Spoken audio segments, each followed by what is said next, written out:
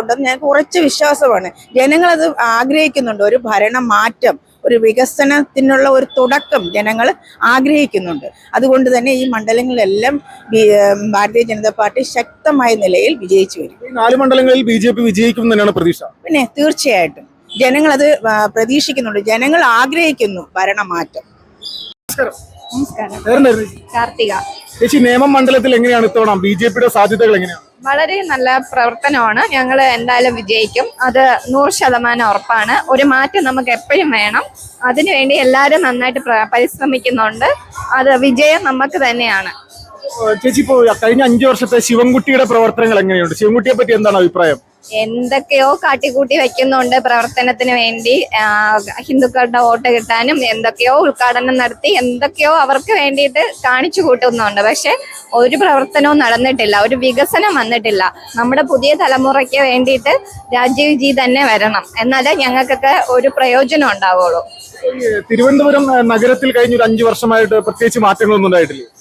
തിരുവനന്തപുരം നമ്മളെ കോർപ്പറേഷനിൽ ഇപ്പൊ മാറ്റം തുടങ്ങിയിട്ടുണ്ട്. അത് ഒരുവിധപ്പെട്ട വിവരമുള്ള എല്ലാവർക്കും അറിയാൻ പറ്റുന്നുണ്ട് അതിന്റെ മാറ്റം എന്തൊക്കെയാണെന്ന്. അതുകൊണ്ട് ഇനി വരുന്ന മാറ്റം ബിജെപി വന്നാലേ നമുക്ക് കേരളത്തില് ഒരു മുന്നേറ്റം കാണുള്ളൂ. അതിനുവേണ്ടി എല്ലാരും ആത്മാർത്ഥമായിട്ട് പരിശ്രമിക്കുന്നുണ്ട്.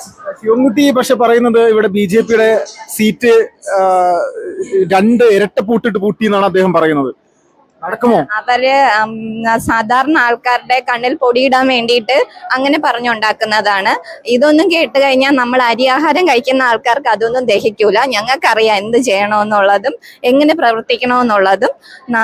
സാധാരണ മനുഷ്യർക്ക് ഇവർ ഇത്രയും വർഷം കൊണ്ട് 10 വർഷം കൊണ്ട് എന്താണോ ചെയ്തത് അത് സാധാരണ ജനങ്ങൾക്കറിയാം. അതുകൊണ്ട് എല്ലാവരും ഇനി അതനുസരിച്ചിട്ടേ വോട്ട് ചെയ്യത്തുള്ളൂ. സ്ത്രീജനങ്ങളുടെ ഒരു വലിയ ഒരു പിന്തുണ ബിജെപിക്ക് ഉണ്ടോ ഇത്തവണ? പിന്നെ തീർച്ചയായിട്ടും അതുകൊണ്ടാണല്ലോ ഇവിടെ ഇത്രയും ആൾക്കാർ വന്നിട്ടുള്ളത്. അത് 100% ഉറപ്പാണ്. നമ്മുടെ സ്ത്രീകള് ഒരുപാട് കാര്യങ്ങള് മുന്നോട്ട് വയ്ക്കുന്നുണ്ട്. അതിൽ ഏറ്റവും പ്രധാനപ്പെട്ടതാണ് ഇന്ന് നമ്മൾ ഇവിടെ കൂടുന്നത്. അതുകൊണ്ട് പിന്നെ തീർച്ചയായും. നമസ്കാരം, എന്റെ പേര് ലേഖ. ചേച്ചി, ഇപ്പോ ഈ നേമം നിയോജക മണ്ഡലത്തിൽ ശിവൻകുട്ടിയുടെ കഴിഞ്ഞ ഒരു 5 വർഷത്തെ പ്രവർത്തനങ്ങളെ സംബന്ധിച്ച് എന്താണ് അഭിപ്രായം? ഇവിടെ ആര് ജയിക്കുന്നതാണ് ഇത്തവണ?